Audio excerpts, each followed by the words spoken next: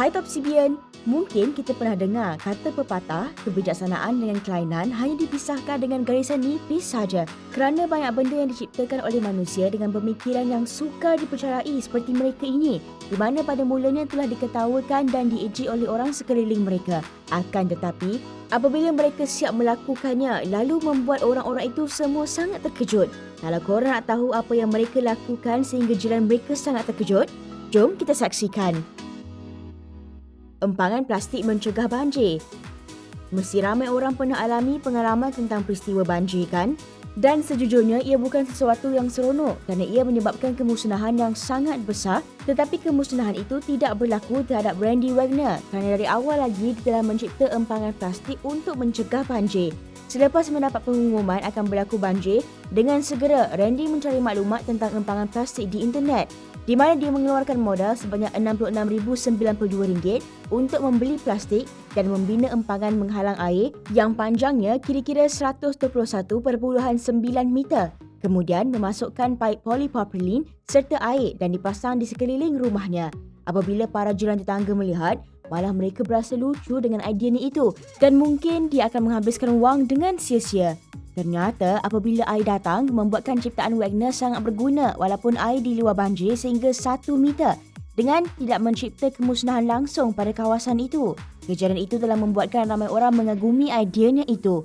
Walaupun kejadian tersebut telah keluar berita dan Wagner mengatakan dia telah habiskan beribu-ribu ringgit, tetapi kalau dia tidak cegah dan membiarkan banjir, mungkin kemusnahan yang berlaku sekurang-kurangnya bernilai RM636,000.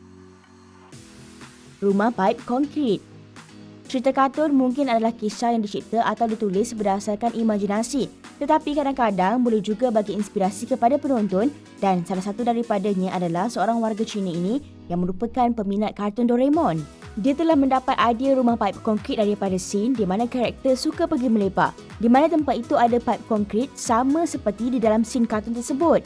Apabila ada peluang, dia telah mencari pelbagai alat untuk membina sendiri. Bermula dari mengasah paip konkrit berdiameter 2.6 meter, kemudian menggunakan kayu untuk membuat pintu, tingkap, katil, kerusi, bingkai cermin, pasang penghalau dingin dan elektrik serta menjahit bantal dan tirai. Selain daripada itu, dia telah melukis pelbagai karakter kartun di luar dan mengambil masa selama 45 hari saja untuk menyiapkan rumah ini. Walaupun kelihatan kecil dan sederhana, tetapi di dalamnya mempunyai kawasan yang sangat luas sehingga 5 meter persegi. Bina sendiri dan duduk sendiri lagi senang. Store wine di bawah tanah. Anda sudah pasti biasa melihat banyak orang yang merubah kontena menjadi office, kafe ataupun restoran, tetapi seorang lelaki bernama Wayne Martin mempunyai idea yang lagi moden iaitu mengubah kontena menjadi bilik untuk simpan wine di bawah tanah. Dia mengeluarkan wangnya untuk membeli kontena bersaiz 6 meter, kemudian menggali lubang besar sedalam 60 cm di kawasan taman belakang rumahnya.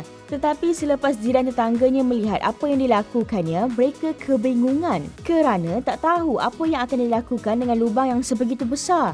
Akan tetapi, tanpa menghiraukan kata-kata mereka itu, dia teruskan kerjanya dengan memasang tangki septik, membina tangga untuk turun, meletakkan kepingan keruli beralun menutupi seluruh kontena, membuat saluran pengudaran di depan dan juga di belakang supaya udara segar boleh masuk. Kesemua ini menggunakan bajet kira-kira RM45,000 saja. Kalau upah syarikat untuk melakukannya, harganya bermula sekurang-kurangnya RM190,000. Admin nak sangat jiran tetangganya tengok hasil kerja ni. Rumah hijau.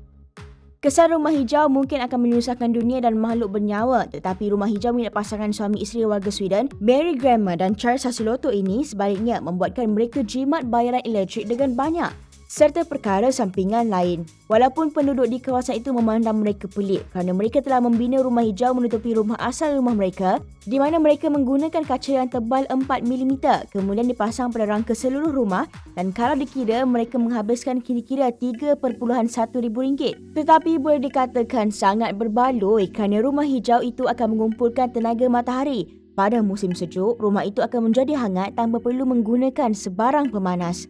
Selain daripada itu, suhu yang telah dikumpul di dalam juga boleh menyegarkan tumbuh-tumbuhan dan tidak perlu takut kepada panas kerana bumbung yang telah dicipta untuk pengudaraan yang boleh dibuka supaya kita berasa sejuk.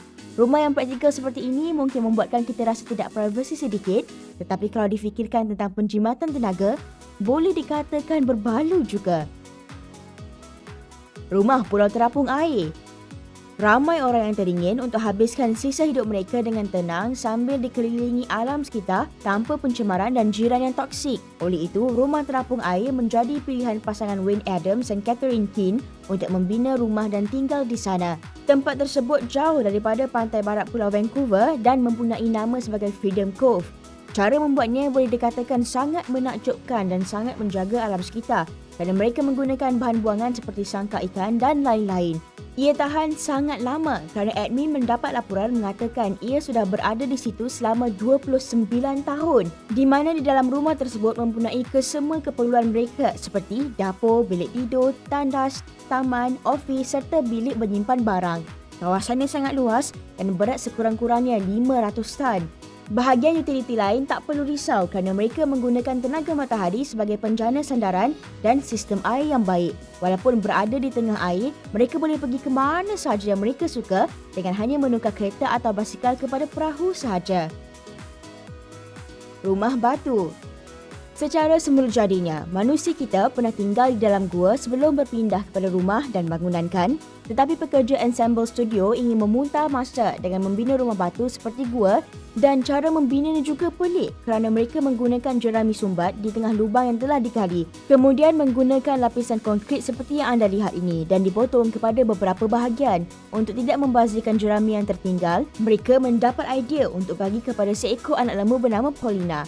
Setahun kemudian, gua yang kelihatan bersepah dan tidak mungkin untuk tinggal itu sebaliknya kelihatan cantik dengan dinding yang kasar seperti gua semula jadi pula itu. Selepas itu, pekerja Ensemble Studio menghias rumah gua tersebut supaya di dalamnya kelihatan moden dan juga dilengkapi keperluan asas seperti tandas, katil dan sebagainya. Walaupun di luar kelihatan buruk, tetapi kalau tengok lokasi di pantai Costa da Morte, boleh dikatakan sangat menarik tanpa perlu menghiraukan jiran tetangga. Rumah bersaiz mini. Ramai orang yang mempunyai cita-cita untuk mempunyai rumah besar lagi baik. Tetapi ada juga orang yang suka rumah kecil dan sederhana. Salah satu daripada mereka ialah Victor Oskirko yang memutuskan untuk membina rumah kecil di atas tanah hanya seluas 16 meter persegi sahaja. Kalau anda lihat dari luar memang sangat sederhana ataupun anda mungkin akan ketawa kerana ia seperti kedai kopi dan kalau dah masuk ke dalam pasti anda akan mengangkat ibu jari kerana rumah tersebut dilengkapi semua keperluan seperti bilik tidur, tandas serta dapur. Setiap tempat di dalam itu telah diatur dengan baik sekali di mana ia terbahagi kepada 4 bahagian. Tingkat atas adalah ruang bilik tidur, seterusnya dapur yang mempunyai stor dan mesin basuh berada di bawah. Di bawah katil mempunyai ruang seperti sofa untuk berehat dan tandas berada di bawah tingkat televisyen. Victor berkata dia menghabiskan wang dengan rumah dan perabot kira-kira RM17,500. Boleh dikatakan sangat berbaloi dan lagi murah daripada rumah sewa sebulan RM1,900. Tetapi walau bagaimanapun, mereka tidak tinggal di sini buat selamanya. Hanya tinggal buat sementara sahaja sebelum berpindah ke rumah baru yang sedang dibina. Jambatan boleh berpusing. Apabila kita menghadapi jalan jam, mesti kita ingin kerajaan membina jalan baru. Tapi seperti anda tahu, setiap kali mereka ingin membina sesuatu benda, pasti jalan raya akan ditutup dan menimbulkan masalah lalu lintas. Daripada kejaran tersebut membuatkan seorang jurutera warga Cina mendapat idea baru untuk membuat jambatan di Wuhan yang boleh berpusing dan beratnya melebihi 17,000 tan serta ia berada di atas tiang setinggi 15 meter. Ramai orang tidak pasti jika cara ini akan berjaya kerana di bawah jambatan ini ialah jalan kereta api, jadi ia agak berbahaya. Akan tetapi, cara itu telah berhasil kerana jambatan tersebut boleh berpusing sehingga 106 darjah. Apabila jalan di bawah sedang lalu lintas, ia akan berpusing ke arah lain. Di mana pekerja jalan boleh melakukan kerja mereka ataupun kalau mereka nak berjumpa, hanya perlu menunggu jambatan itu bertemu semula dalam masa 90 minit sahaja. Dijangka jika jambatan tersebut siap dibina, akan mempunyai panjang sehingga 256 meter dan boleh dikatakan ia adalah cara penyelesaian yang sangat bernas. Kereta api pun boleh jalan seperti biasa dan pekerja pun boleh teruskan kerja mereka. Inilah yang dikatakan sekali tembak dapat 2 ekor burung. Rumah mencegah ribut hurricane. Banyak negara yang selalu menghadapi bencana alam dan setiap negara perlu mencipta teknologi untuk membina rumah yang kukuh dan tahan lama. seperti rumah di projek Sand Palace yang terletak di pantai jauh dari Teluk Mexico kira-kira 150 meter. Walaupun telah mengalami ribut Hurricane Michael yang mempunyai kekuatan tahap 4 atau lebih kurang kelajuan angin kira-kira 250 km per jam, rumah tersebut masih lagi berdiri dengan teguh seperti tak ada apa yang berlaku, sedangkan rumah di sekelilingnya telah ditiup ribut dengan kuat sekali. Walaupun desain rumah tidak begitu menarik, tetapi sekurang-kurangnya ia boleh menghalang ribut dengan baik. Pertama sekali adalah bumbung berbentuk pinggul dan setiap sisinya mengalir pada dinding, di mana ia berbeza dengan bumbung gable. Kalau terkena ribut, berkemungkinan mudah tertanggal. Selain daripada itu, rumah tersebut mempunyai dinding setebal 15 cm dan dikukuhkan lagi dengan bak keluli secara menegak dan mendata. Tambahan pula, mereka menggunakan cermin khas setebal 3 lapis pada bahagian tingkap. Walaupun ribut kuat macam mana sekalipun, ia tidak akan pecah atau paling kuat hanya retak sahaja seperti sawang laba-laba sahaja. Akan tetapi, ada seseorang mengatakan bahawa rumah tersebut selamat dari ribut disebabkan rumah lain di sekelilingnya telah menjadi perisai kepadanya. Spekulasi itu betul atau tidak, pasti tidak akan ada orang yang mahu membuktikannya, kan? Kalau anda suka video kami, boleh beri komen, tekan like dan subscribe. Jangan lupa saksikan video seterusnya daripada kami.